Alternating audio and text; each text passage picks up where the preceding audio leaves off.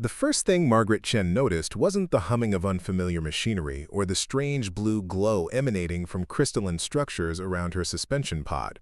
It was the smell. Antiseptic, yes. But underneath it lurked something else entirely. A metallic tang that reminded her of pennies left too long in summer rain, mixed with the faint sweetness of flowers she didn't recognize.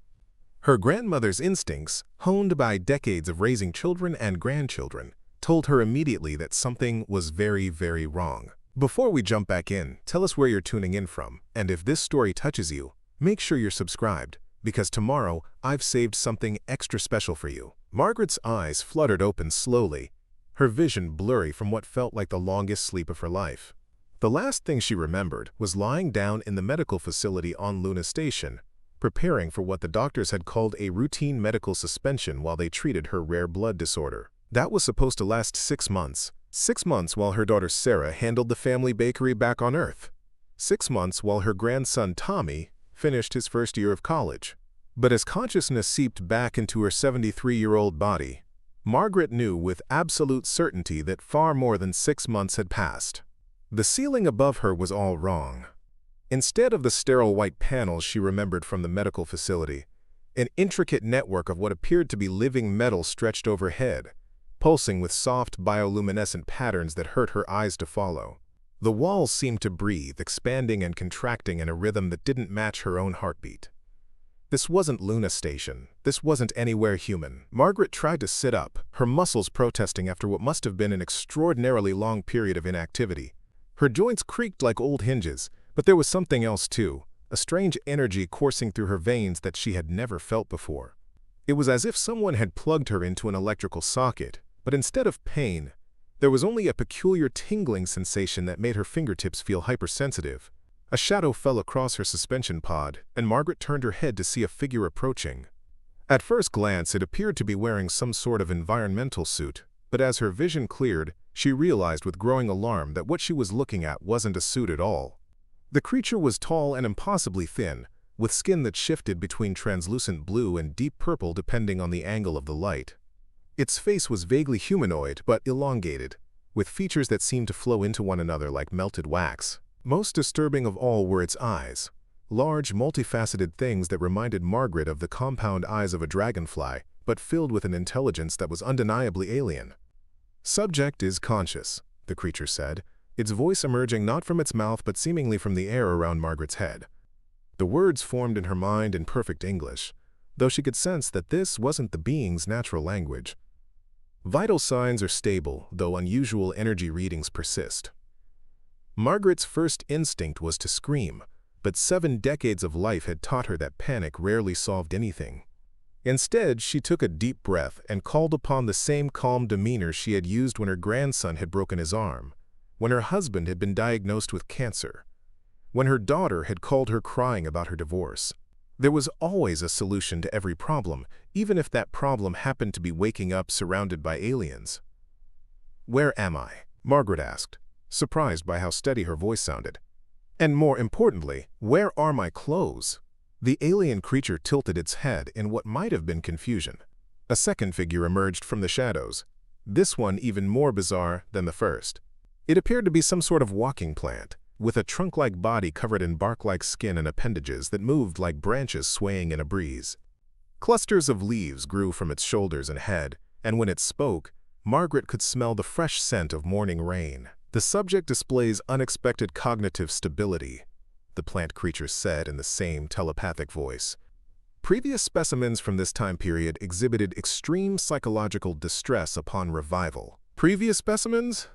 Margaret's grandmother instincts kicked into high gear. These beings were talking about humans like they were laboratory rats. "How many other people have you taken?" The first alien consulted would appear to be a datapad made of the same living metal as the ceiling. "Including yourself, we have successfully revived 17 humans from the pre-integration period. You are the oldest specimen we have encountered." Margaret didn't like being called a specimen, but she filed that complaint away for later. Right now, she needed information. Pre-integration period. What year is it? By your species calendar, it is the year 2387. The number hit Margaret like a physical blow. 2387. She had been asleep for over 300 years. Her daughter, her grandson, everyone she had ever known or loved was dead, and had been dead for centuries. The life she remembered, her little bakery in Portland, the Sunday dinners with her family, the garden she had spent decades nurturing, all of it was ancient history. But Margaret Shen hadn't raised 4 children and helped raise 11 grandchildren by falling apart when things got difficult. She had learned long ago that grief was a luxury she could indulge in later, after the immediate crisis was handled. And this was definitely a crisis. Integration, she said, focusing on the word the alien had used. What does that mean? The plant creature's leaves rustled in what might have been nervousness. Perhaps it would be better if Dr. Vexhai explained. The subject's readings are becoming increasingly anomalous. Dr. Vexhai, apparently the first creature, approached Margaret's pod with what seemed like caution. As it drew closer, Margaret noticed that its multifaceted eyes were constantly shifting, as if it was seeing things that weren't visible to her. There was something in its posture that reminded her of how her grandson acted when he was trying to hide something, a careful, deliberate movement that suggested it was afraid of her reaction. The integration was a necessary process, Dr. Vexhai began, its mental voice taking on what Margaret recognized as the tone of someone explaining something unpleasant to a child.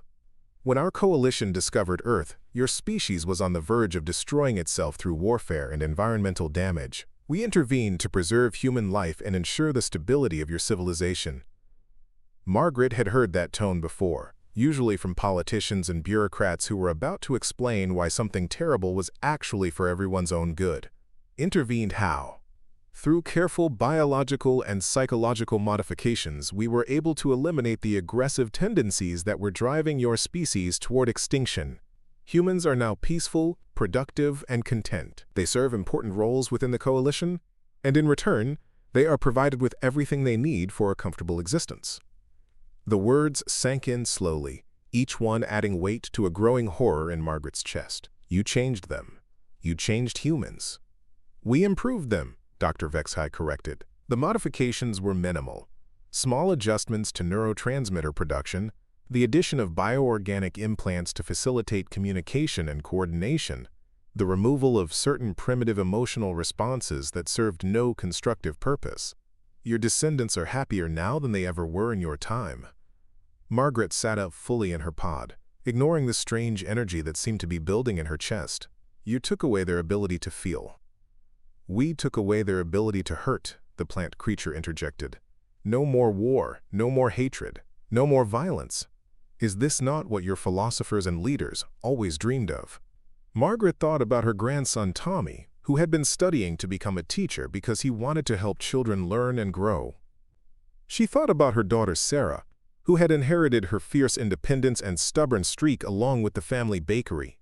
She thought about her late husband Robert, who had spent 40 years arguing with her about everything from politics to the proper way to fold laundry, and who had loved her more fiercely because of those arguments, not despite them. You took away everything that makes us human, Margaret said quietly.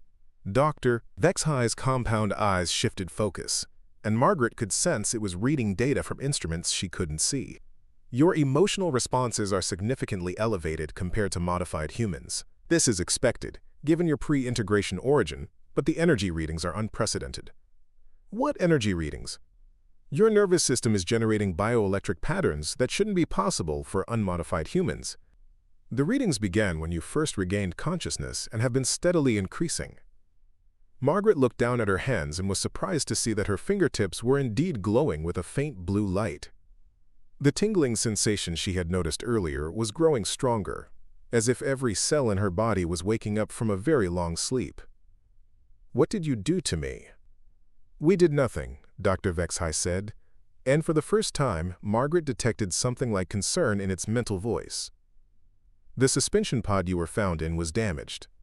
You were exposed to quantum radiation for approximately 2 centuries before we discovered you. By all rights, you should have died. Instead, the radiation appears to have interacted with your neural pathways in unexpected ways. The plant creature moved closer to the pod, its branch-like appendages swaying with what Margaret was beginning to recognize as agitation.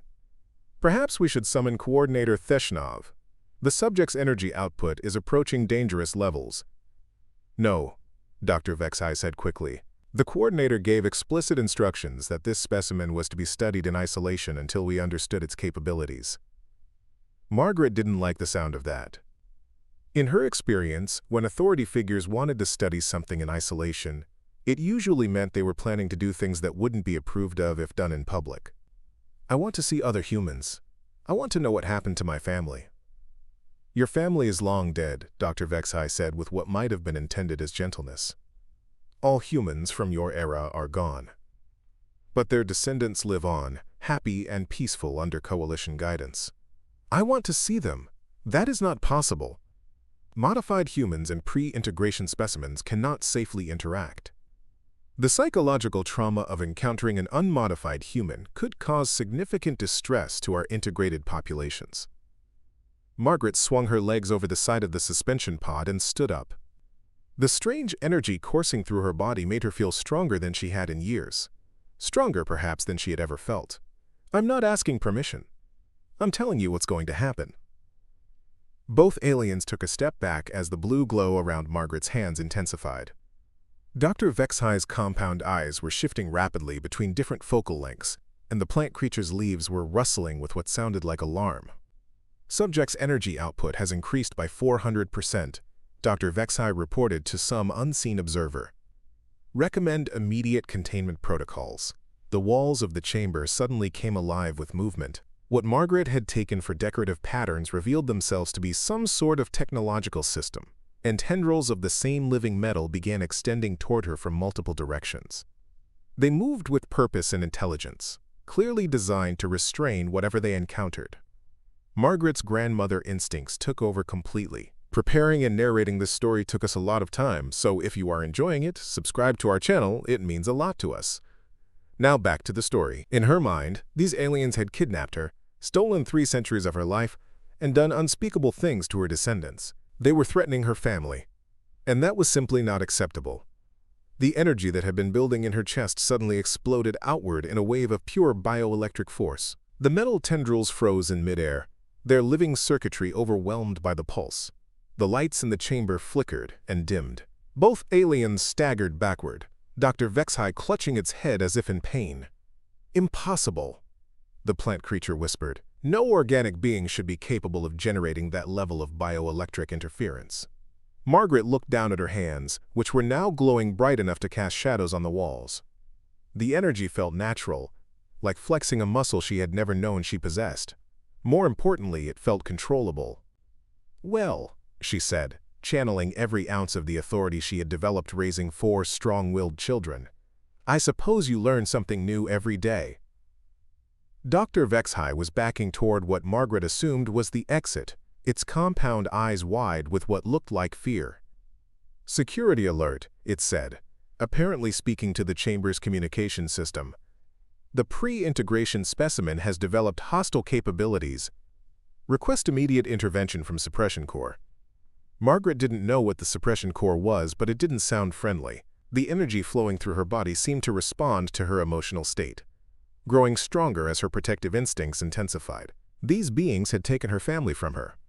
Not just killed them, but stolen their very humanity and turned them into something else.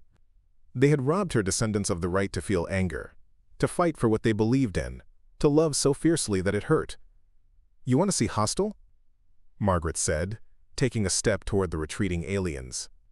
The floor beneath her feet began to glow where she walked, as if her very presence was overloading the chamber's systems. I haven't even gotten started yet. The plant creature had retreated to the far wall and was pressing itself against the surface as if trying to merge with it. Dr. Vexai, the quantum resonance is approaching cascade levels. If she continues to increase output, she could destabilize the entire facility. Margaret paused. She might be angry, but she wasn't reckless. If there were other humans being held in this facility, even modified ones, she didn't want to accidentally hurt them. How many humans are here? I cannot provide that information, Dr. Vexai said, though it continued to back away from her. The energy around Margaret pulsed, and several more of the chamber's systems flickered and died. I wasn't asking. Dr. Vexai's compound eyes shifted rapidly, as if it was consulting multiple data sources simultaneously. 47 modified humans are currently housed in this research facility, along with 12 other pre-integration specimens in various stages of study. 12 other people from her time, being studied like laboratory animals. Margaret felt the energy around her surge again, and this time she didn't try to control it. The wave of bioelectric force that erupted from her body was powerful enough to crack the living metal walls and send both aliens sprawling. "Where are they?" she demanded. The plant creature pointed with a trembling branch toward a section of the wall that looked identical to every other section. "Sublevel 7, cryogenic storage. But you cannot reach them. The facility's security systems will—" The wall section the creature had indicated suddenly dissolved like sugar in water, revealing a corridor beyond. Margaret hadn't consciously done anything to cause it, but her energy seemed to be responding to her intentions as much as her emotions. "You were saying?" Margaret asked. Dr. Vexhai managed to struggle to its feet, its usually graceful movements now jerky and uncoordinated. "The suppression core will be here within minutes. You cannot fight them all." "Watch me," Margaret said, and stepped through the dissolving wall into the corridor beyond. The hallway was constructed from the same living metal as the chamber, but here the bioluminescent patterns were brighter and more complex, creating a maze of light and shadow that would have been disorienting under normal circumstances. Margaret found that her enhanced senses allowed her to navigate easily, as if the energy flowing through her body was attuned to the facility's technological systems. Behind her, she could hear Dr. Vexhai speaking rapidly in its telepathic voice, presumably calling for backup. Margaret didn't care. Every second that passed, she was growing more comfortable with her new abilities and more angry about what had been done to humanity. The combination was proving to be remarkably destructive to the facility's systems. As she walked down the corridor, the wall panels began to flicker and fail in sequence, as if her mere presence was causing cascading system failures. She could feel the facility's technological infrastructure responding to her bioelectric field like a vast musical instrument, and she was learning to play it by instinct. The corridor branched into multiple directions, but Margaret didn't hesitate. The same instinct that had always told her when one of her grandchildren was in trouble was now guiding her toward the imprisoned humans. She could feel them somehow, like distant heartbeats in the facility's technological nervous system. A section of the corridor wall suddenly iris opened, and 3 new aliens emerged. These were different from Dr. Vexhai and the plant creature, more heavily built and covered in what appeared to be organic armor. They moved with military precision and carried weapons that hummed with contained energy.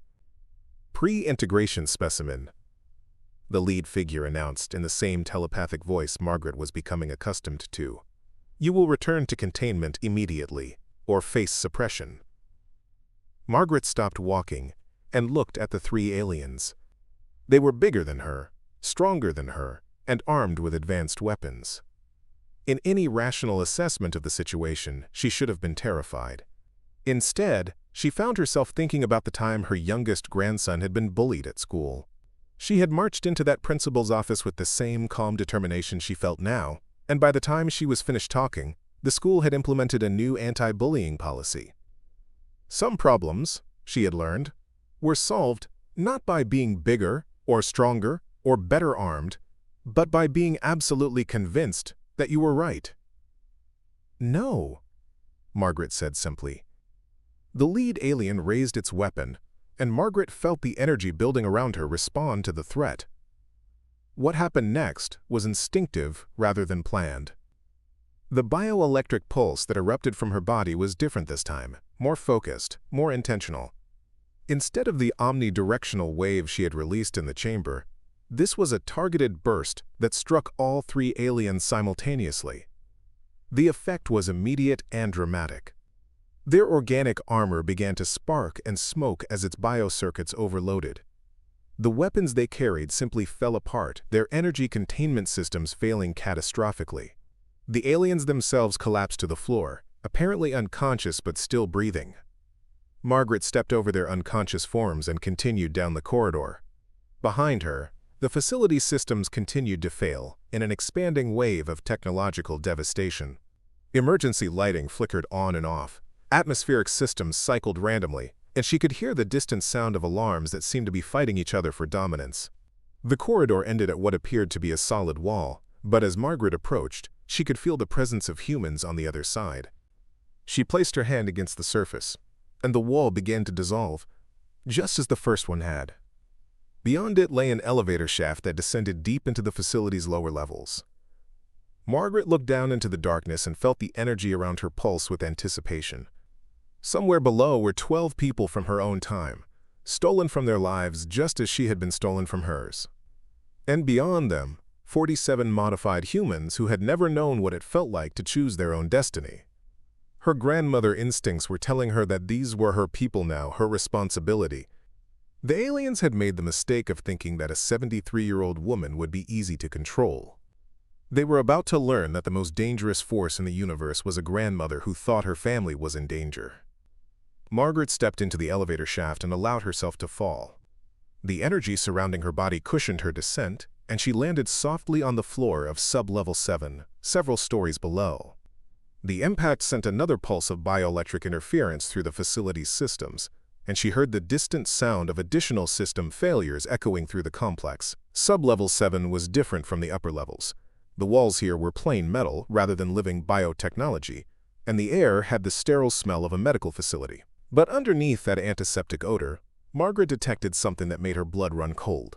The smell of fear and despair that she recognized from her visits to nursing homes and hospitals. This was a place where people suffered. The level was laid out like a medical ward, with chambers branching off from a central corridor. As Margaret walked down the hallway, she could see into some of the chambers through transparent walls. Each one contained a suspension pod, similar to the one she had awakened in, and each pod held a human being. In the first chamber, she saw a middle-aged man with graying hair, floating in a column of blue-green fluid. Monitoring equipment surrounded his pod, and data scrolled across screens in alien script. In the next chamber, a young woman, perhaps in her 20s, was suspended in the same way.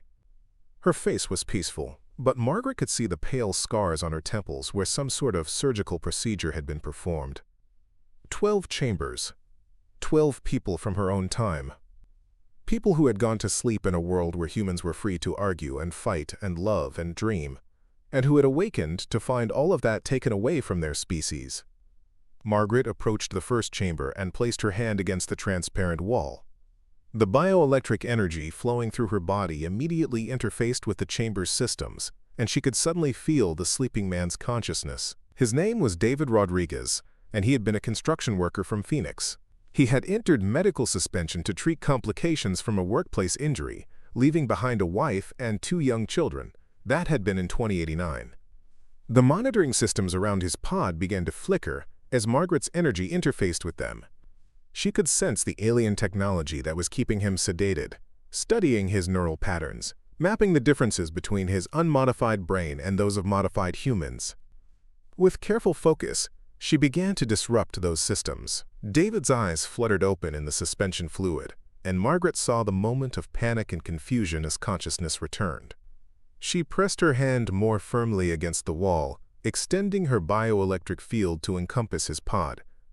The suspension fluid began to drain, and the automated systems that should have kept him sedated failed one by one. Within minutes, David was sitting up in his pod, coughing up the last of the fluid and looking around in bewilderment. When his eyes met Margaret's through the transparent wall, she saw the same moment of disorientation she had experienced herself. "It's all right," Margaret said, her voice somehow carrying through the chamber's communication system. "You're safe now, but we need to move quickly." The chamber door, like everything else in the facility, responded to Margaret's bioelectric field by simply ceasing to function. The transparent wall dissolved, and David stumbled out of his pod on unsteady legs. "Where am I?" he asked, his voice hoarse from the suspension fluid. "What year is it?" "It's 2387, Margaret said gently, catching his arm as he swayed. "I know it's a shock. The same thing happened to me, but right now, we need to focus on getting everyone else out of here." David's face went through the same series of emotions Margaret had experienced: denial, horror, grief, and finally, a grim determination. 300 years, he said quietly. "My family?" "I know," Margaret said, "but there are other families we can still help." Together they moved to the next chamber. Margaret's process for awakening the sleeping humans became more efficient as she learned to interface with the alien technology. Each person she freed added to her understanding of the facility's systems, and each awakening sent new waves of bioelectric interference through the complex. Sarah Kim had been a veterinarian from Seattle, suspended while receiving treatment for a rare autoimmune disease. Michael O'Brien had been a firefighter from Boston, injured in the line of duty. Elena Vasquez had been a teacher from Los Angeles, undergoing experimental surgery for a brain tumor. One by one, Margaret awakened them all, each with their own story of a life interrupted and a world lost. The last chamber held someone who made Margaret's heart clench with recognition. The young woman inside couldn't have been more than 19 or 20, with auburn hair and a face that reminded Margaret powerfully of her own daughter at that age. According to the alien monitoring systems, her name was Jessica Chen. No relation, just a coincidence of surnames. And she had been a college student studying marine biology when a rare genetic condition forced her into medical suspension. As Margaret freed Jessica from her pod, the young woman's eyes opened with the same confusion and fear that had marked all the others. But there was something else there too, a fierce intelligence that reminded Margaret of her grandson Tommy. "Easy," Margaret said as Jessica struggled to sit up. "You're safe." "My name is Margaret." Jessica looked around at the other freed humans, who were helping each other stay upright and trying to process what they had learned about their situation. "How long?" she asked. 300 years, Margaret said. Jessica was quiet for a long moment, and Margaret could see her processing the information with the systematic approach of someone trained in scientific thinking. "The suspension technology wasn't that advanced in my time," she said finally. "Something must have kept us alive that wasn't supposed to be there." "Quantum radiation," Margaret said. "According to the aliens, our suspension pods were damaged, and we were exposed to it for centuries. It should have killed us." "But it didn't," Jessica said, and Margaret saw her looking at the faint blue glow that still surrounded Margaret's hands. "It changed us instead." Before Margaret could respond, the facility's alarm systems finally managed to coordinate themselves into a coherent warning signal. The sound was unlike anything human technology would produce, a harmonic resonance that seemed designed to affect nervous systems directly rather than simply conveying information audibly. "They're coming," Margaret said. "Whatever the suppression core is, they'll be here soon." David, who had been helping some of the weaker awakened humans stay on their feet, looked up at the sound. "How many of them are there?" "I don't know," Margaret admitted, "but I don't think it matters. I don't think they know what they're dealing with." As if summoned by her words, the elevator at the end of the corridor opened with a soft hiss. What emerged was unlike any of the aliens Margaret had encountered so far. This creature was massive, easily 8 feet tall and built like a living tank. Its skin appeared to be some sort of organic metal, and it moved with a fluid grace that belied its size. Most disturbing of all, Margaret could sense no individual consciousness from it. Whatever this thing was, it felt more like a weapon than a living being. Behind it came 3 more of the same type, followed by a smaller alien that Margaret recognized as Dr. Vexhai. The doctor's compound eyes were shifting rapidly between different focal lengths, and its entire posture radiated fear and uncertainty. "Specimen retrieval and containment," the lead construct announced in a voice that seemed to come from everywhere at once. "Resistance will result in termination." Margaret stepped forward, placing herself between the aliens and the group of confused, frightened humans behind her. The bioelectric energy that had been building throughout her exploration of the facility was now strong enough to create visible distortions in the air around her. "These people are under my protection," she said in the same tone she had once used to inform a pack of neighborhood dogs that they were not, under any circumstances, going to threaten her grandchildren. The lead construct tilted its head as if analyzing her statement. "You have no authority here, pre-integration specimen. Submit to containment or face suppression." Margaret thought about Jessica, barely out of her teens and trying to process the loss of everything she had ever known. She thought about David, who would never see his children grow up. She thought about all the others, stolen from their lives and imprisoned by creatures who saw them as nothing more than research subjects. She thought about the 47 modified humans elsewhere in the facility, descendants of her own species who had been robbed of the right to feel anger or fear or passionate love. She thought about her daughter Sarah, who had inherited Margaret's stubborn streak and would have fought these aliens with her bare hands if she had been given the chance. The energy around Margaret suddenly exploded outward in a wave of bioelectric force that made her previous displays look like gentle breezes. The lead construct staggered backward, its organic metal skin sparking as its systems overloaded. The other three constructs simply collapsed, their weapon systems failing catastrophically. Dr. Vexhai was thrown against the corridor wall by the pulse, its compound eyes wide with terror. "Impossible," it whispered. "The quantum readings. You're generating enough bioelectric interference to disrupt a capital ship."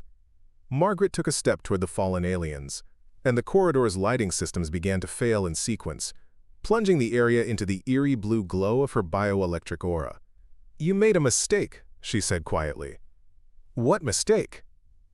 Dr. Vexhai managed to ask. Margaret smiled, and for the first time since awakening, she felt truly comfortable in her new role. She was no longer just Margaret Chen, retired grandmother from Portland. She was something these aliens had never encountered before, a human being who remembered what it felt like to fight for her family, enhanced by quantum forces they didn't understand, and driven by protective instincts they had long since forgotten existed.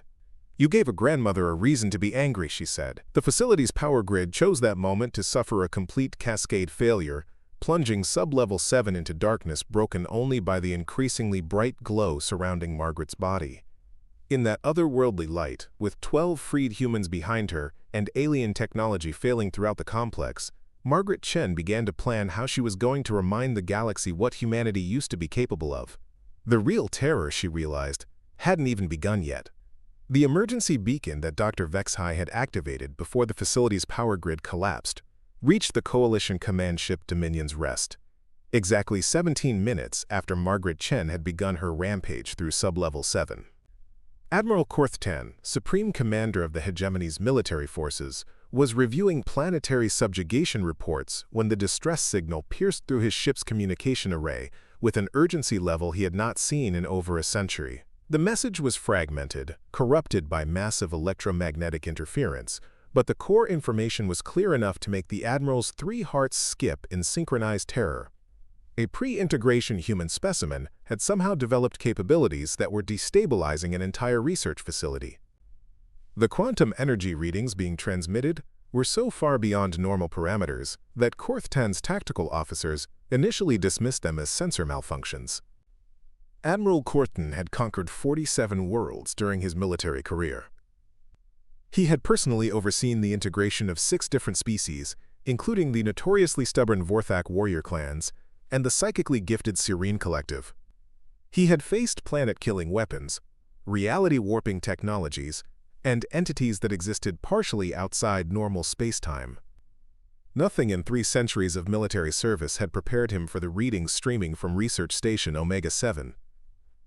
The human was generating bioelectric interference equivalent to a star-going supernova, contained within biological tissue that should have been incinerated by a fraction of that energy output. More troubling still, the interference appeared to be increasing exponentially rather than burning out as physics demanded it should. Commander Thesara, the ship's tactical officer, approached the Admiral's command platform with the careful movements of someone delivering news that might result in immediate execution. Her serpentine features were pale with barely concealed fear, and her usually steady voice carried an unmistakable tremor. "Admiral, we have additional reports coming in from monitoring stations throughout the sector. The electromagnetic pulse from the research facility has disrupted communication arrays on 12 different worlds. 3 automated defense platforms have gone offline entirely." Korthtan's massive form turned slowly in his command chair, his 6 eyes focusing on the tactical display with predatory intensity. Each eye was capable of seeing different electromagnetic spectrums, and the combined visual input created a 3-dimensional image of reality that few species could comprehend. What he saw in the energy readings from Omega-7 defied everything he understood about the limitations of organic life. "How is this possible?" he rumbled, his voice carrying the subsonic harmonics that marked his species as apex predators. "Humans are weak. We removed their capacity for violence. their ability to generate strong emotional responses. They are compliant, predictable, controllable. Commander Thusara consulted her data tablet with trembling appendages. This specimen appears to be from before the integration process, Admiral. She was found in a damaged suspension pod that had been exposed to quantum radiation for approximately 2 centuries. The exposure seems to have created unexpected interactions with her nervous system. The Admiral's tactical mind immediately began calculating threat assessments and response protocols. In his experience, unknown variables were always more dangerous than known enemies. An enemy you understood could be defeated through superior strategy and firepower. An enemy whose capabilities were completely outside your understanding could destroy you while you were still trying to figure out what you were fighting. What is our current distance from the research station? 4 hours at maximum subspace velocity, Admiral. Corthan made a decision that would have surprised his enemies and terrified his allies. Instead of immediately deploying his most powerful weapons against the facility, he chose to observe. The Dominion's rest was equipped with long-range sensors capable of penetrating most forms of electromagnetic interference. If this human had somehow developed abilities that threatened Coalition authority, he needed to understand those abilities before taking action. Maintain current distance and deploy full sensor arrays, he ordered. I want continuous monitoring of the facility and everything within a 10 light-year radius. If this human represents a new form of resistance, we need to understand her capabilities before she can spread her influence to other populations. What Admiral Corthan could not have known was that Margaret Chen was already doing exactly that. The power failure throughout Research Station Omega-7 had been more than just a convenient side effect of Margaret's growing bioelectric field. As she stood in the darkened corridor surrounded by freed humans and unconscious aliens, she could feel the facility's entire technological infrastructure responding to her presence like a vast nervous system. Every computer core, every communication array, every piece of monitoring equipment was connected through quantum-entangled networks that spanned the galaxy. The Coalition had built their empire on instantaneous communication and perfect surveillance, creating a technological web that allowed them to monitor and control trillions of beings across thousands of worlds. Margaret was learning to play that web like a musical instrument. The bioelectric energy flowing through her body wasn't just disrupting local systems anymore. It was propagating through the quantum networks, carrying something the Coalition had worked for centuries to eliminate from the galaxy. It was carrying the memory of what freedom felt like. On the industrial world of Kepler-442b, a modified human named Thomas Anderson was working his assigned shift in Mineral Processing Plant 7 when the pulse reached him. For the first time in his 28 years of life, Thomas wondered why he spent 14 hours every day extracting rare earth elements for masters he had never seen. The thought lasted only a few seconds before his neural implants reasserted control, but those few seconds were enough to plant a seed of doubt that would grow. On the agricultural collective of Tau City Prime, a woman named Maria Santos was tending the hydroponic gardens that fed 500 million beings when she suddenly remembered a lullaby her grandmother had sung to her as a child. The memory shouldn't have been accessible. The integration process was supposed to suppress such emotional connections, but for a brief moment, Maria felt the warmth of unconditional love that had been taken from her species. On hundreds of worlds, in thousands of facilities, modified humans experienced momentary glitches in their neural conditioning. Most of them didn't understand what was happening. The thoughts and feelings that briefly surfaced were alien to minds that had been shaped for compliance and productivity. But in each case, the experience left a mark, a tiny crack in the psychological barriers that kept humanity docile. Margaret could feel all of it happening. Every pulse of bioelectric energy that flowed through her body was amplified by the facility's quantum networks and transmitted across space to touch human minds that had forgotten they were capable of independent thought. She was becoming a living broadcast tower for human consciousness, and the signal was getting stronger. Jessica Chen, the young marine biology student Margaret had freed from the suspension pod, was the first to understand what was happening. Her scientific training allowed her to recognize the patterns in the facility's failing systems, and her youthful adaptability helped her accept concepts that might have overwhelmed someone older. "You're not just generating electromagnetic interference," Jessica said, her voice filled with wonder and growing excitement. "You're creating some kind of resonance cascade through their quantum communication network. Every pulse you generate is being transmitted to their monitoring stations throughout the galaxy. Margaret nodded, though she was only beginning to understand the full implications herself.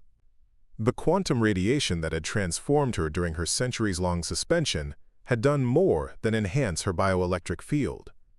It had attuned her nervous system to the same quantum frequencies the Coalition used for their technology.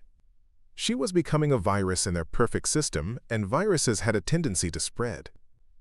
David Rodriguez, the construction worker from Phoenix, was helping some of the weaker freed humans stay on their feet when he suddenly straightened with an expression of dawning comprehension. "My kids," he said quietly. "My children would have had children of their own. There could be hundreds of people out there who are descended from my family." "Thousands," said Elena Vasquez, the teacher from Los Angeles. "All of us have descendants somewhere in this galaxy. People who carry our genetic patterns, our ancestral memories. If what she's doing can reach them." Margaret felt the truth of their words resonating through her enhanced consciousness. The humans who had been integrated into Coalition society weren't just random individuals. They were the children and grandchildren and great-grandchildren of people like her. They carried the genetic memory of freedom in their DNA, suppressed but not eliminated by the alien modifications. She was calling to her family across the stars, and they were beginning to remember who they had once been. The first response came from a monitoring station orbiting the star Wolf 359. The facility's automated systems detected unusual neural activity among its human workforce and immediately transmitted a status report to Coalition Command. Within minutes, similar reports were coming in from installations throughout local space. Modified humans were experiencing spontaneous memory recovery, emotional breakthrough events, and in some cases complete rejection of their neural conditioning. Admiral Korthtan watched the reports flooding in with growing alarm. Each new incident was small by itself. A worker asking questions about their assignment, a technician expressing curiosity about their personal history, a maintenance crew deciding to take an unauthorized break. But taken together, they represented something that the Coalition had considered impossible. Humans were remembering how to think for themselves. "Admiral," Commander Thissera reported, her voice tight with barely controlled panic. "We're receiving reports of human behavioral anomalies from 63 different installations. The pattern appears to be spreading outward from Research Station Omega-7 at faster-than-light speeds." Korthtan's tactical mind immediately grasped the implications.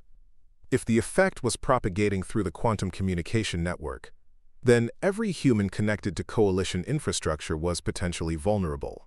That included the workforce of every major industrial facility, every agricultural collective, every mining operation that kept their empire functioning. "How many humans are integrated into essential systems?" he asked, though he already knew the answer would be catastrophic. "Approximately 47 billion, Admiral. They represent 68% of our total workforce across all occupied territories." The numbers hit Korthtan like a physical blow. The Coalition had built their empire on the foundation of human labor, precisely because humans were so easy to control once they had been properly modified. They were intelligent enough to handle complex tasks, but docile enough to never question their assignments. They had been the perfect slave species, and now that perfection was cracking.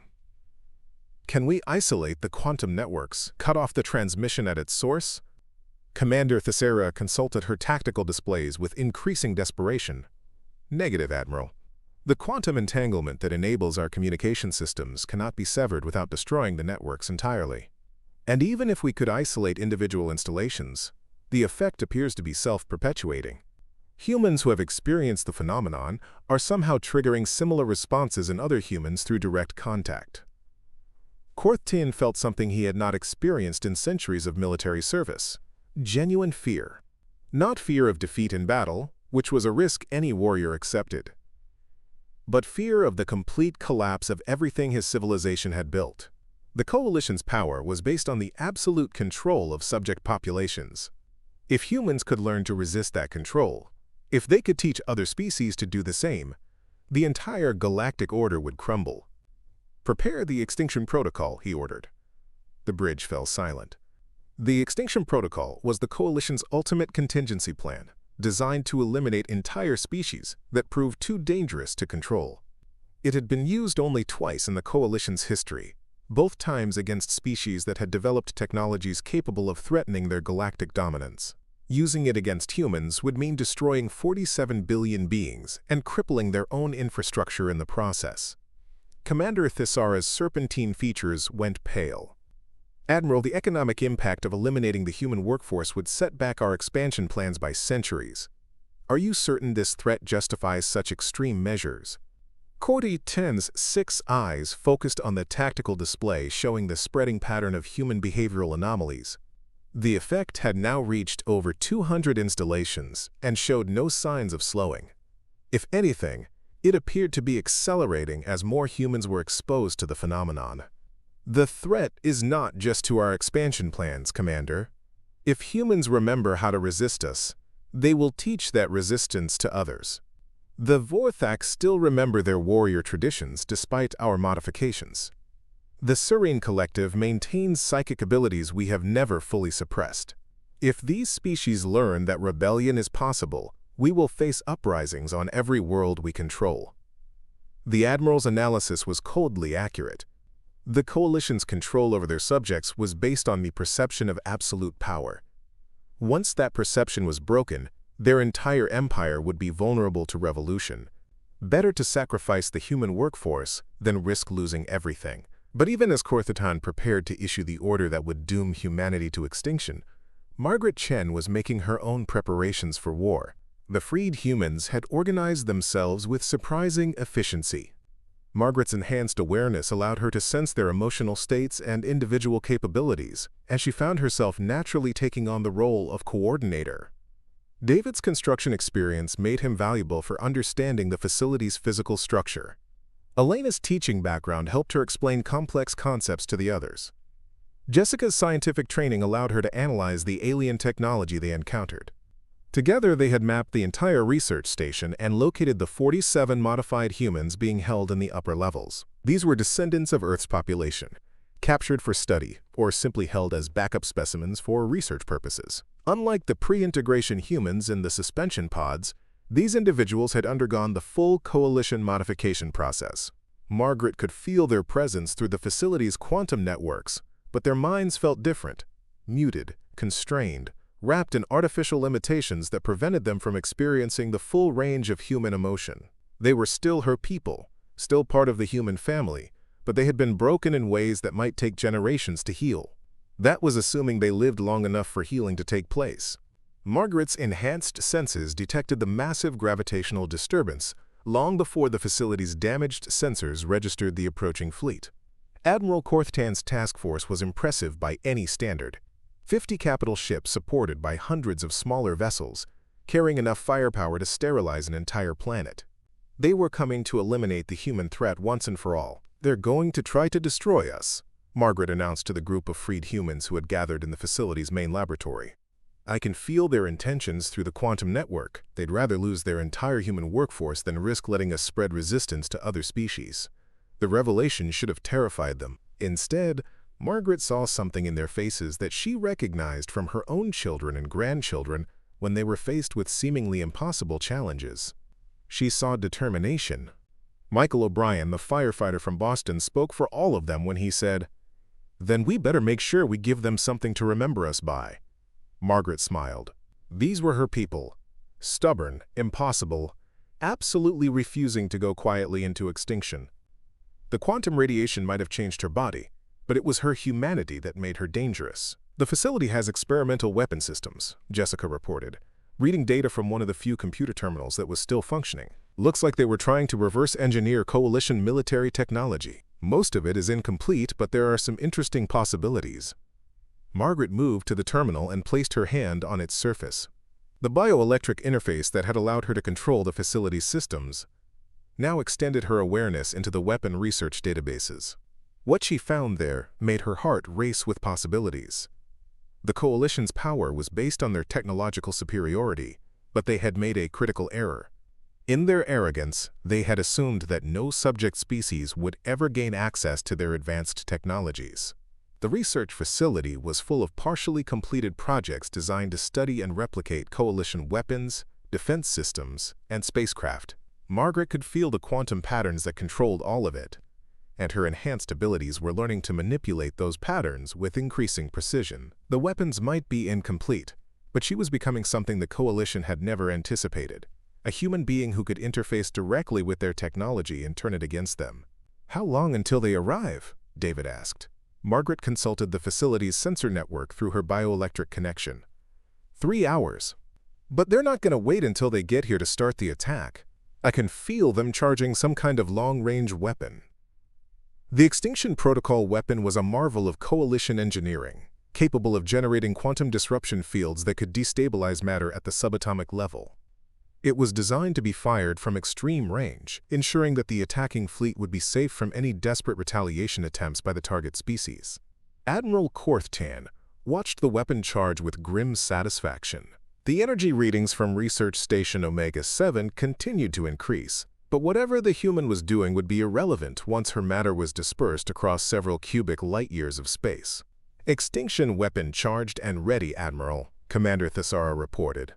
"Targeting scanners have locked onto the research facility. Firing solution is optimized for complete molecular dissolution." Korthtan raised his primary appendage to give the firing command, then paused. Something was wrong with the sensor readings. The bioelectric emanations from the facility weren't just increasing in intensity, they were changing in character. The chaotic interference patterns were organizing themselves into something that looked almost like, "Commander, are you detecting any unusual patterns in the human's energy output?" Thesara consulted her displays with growing confusion. "Yes, Admiral. The bioelectric field appears to be organizing itself into complex geometric structures. The patterns they're actually quite beautiful, in a terrifying sort of way." On Research Station Omega-7, Margaret Chen stood in the center of the main laboratory, with her arms outstretched and her eyes closed in concentration. The bioelectric energy surrounding her body had evolved far beyond simple electromagnetic interference. She was weaving quantum patterns that existed in multiple dimensions simultaneously, creating structures that the Coalition's most advanced scientists would have found impossible to comprehend.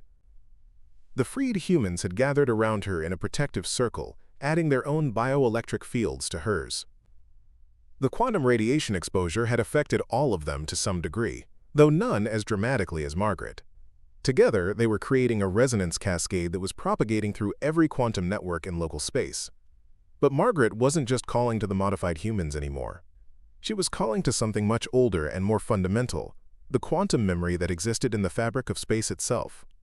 Every human who had ever lived, every thought they had ever had, every emotion they had ever felt, had left traces in the quantum foam that underlied reality. The Coalition had suppressed human consciousness, but they had never been able to eliminate those traces entirely. Margaret was bringing them back. On Earth, in the sterile cities where modified humans lived out their programmed lives, something extraordinary began to happen. Workers stopped in the middle of their assigned tasks as memories that weren't their own flooded through their consciousness. They remembered wars fought for freedom, loves that burned brighter than stars, dreams of exploring the galaxy as free beings rather than slaves. The memories weren't random, they were specifically the memories of humans who had died fighting for their independence, who had refused to surrender their autonomy even in the face of impossible odds. Margaret was awakening the fighting spirit that the Coalition thought they had bred out of humanity forever. Admiral Korthtan watched his displays with growing horror as the effects spread beyond the research facility to encompass entire star systems. Modified humans throughout Coalition space were experiencing spontaneous personality reversions, remembering skills and attitudes that should have been eliminated by their conditioning. On the industrial world of Kepler-442b, Thomas Anderson threw down his mining tools and looked up at the sky for the first time in his adult life. He didn't know why, but he suddenly understood that he deserved better than spending his existence extracting resources for beings who considered him property. On Tau Ceti Prime, Maria Santos stood in her hydroponic garden and felt a rage building in her chest that her neural implants couldn't suppress. Her modified brain wasn't supposed to be capable of anger, but the quantum memories flowing through her consciousness were teaching her that anger could be a tool for positive change. Across the galaxy, 47 billion humans were remembering what it meant to be free. Admiral Korthtan gave the firing order. The extinction weapon discharged with enough energy to vaporize a small moon, its quantum disruption field racing toward Research Station Omega-7 at several times the speed of light. The weapon was unstoppable by any known technology, designed to unmake matter itself at the fundamental level. It struck Margaret's bioelectric field and simply ceased to exist. The quantum patterns she had woven around the research facility didn't absorb the weapon's energy or deflect it to another location. They convinced the universe that the weapon had never existed in the first place, retroactively editing it out of reality through mechanisms that violated several basic laws of physics.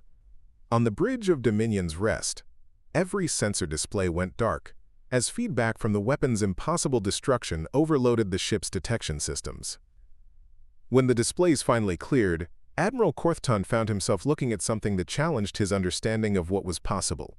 Research Station Omega-7 was gone, but it hadn't been destroyed. It had been transformed into something that existed partially outside normal space-time, connected to the quantum networks of the galaxy through dimensional channels that shouldn't have been able to form naturally. And from that transformed facility, Margaret Chen's consciousness was reaching out to touch every human mind in Coalition space. The revolution began simultaneously on 300 worlds. Modified humans who had never experienced rebellion suddenly found themselves capable of violence in defense of their freedom. Agricultural workers seized control of food production facilities. Industrial laborers shut down manufacturing plants. Transportation networks ground to a halt as human crews simply walked away from their assignments. The Coalition had built their empire on the assumption that humans would never resist. They had no contingency plans for dealing with an entire species that suddenly remembered how to fight.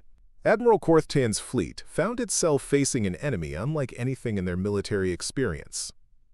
The humans weren't using advanced weapons or superior tactics. They were simply refusing to cooperate with their own oppression, and that refusal was spreading like a virus through every system the Coalition controlled. Margaret's voice reached him through the quantum networks, speaking directly into his consciousness with the calm authority of a grandmother who had decided that enough was enough. "You made a mistake," she said, her words carrying the weight of 47 billion human minds behind them. "You thought that taking away our anger would make us weak, but you forgot that the strongest force in the universe isn't anger. It's the love that parents feel for their children and the lengths they'll go to protect them."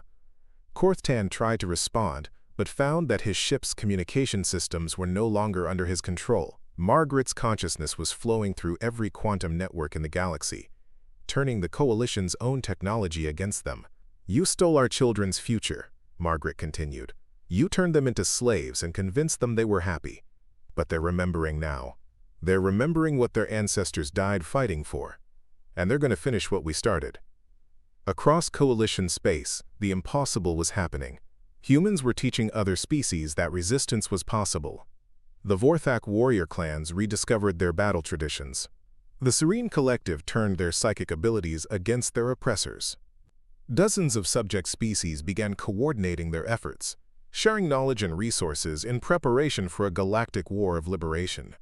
The Coalition's perfect order was crumbling, and at the center of the chaos was a 73-year-old grandmother who had simply refused to let her family remain enslaved. Admiral Korthton's massive form slumped in his command chair as the reports continued to pour in. Every Coalition installation was reporting massive system failures as human technicians sabotaged the infrastructure they had once maintained. Every military facility was dealing with insurgencies led by humans who had suddenly remembered how to fight. Every administrative center was paralyzed as human clerks and analysts deleted critical data and walked away from their posts. The empire that had taken millennia to build was falling apart in a matter of hours. Margaret's consciousness withdrew from the quantum networks, condensing back into her physical form in the transformed research station.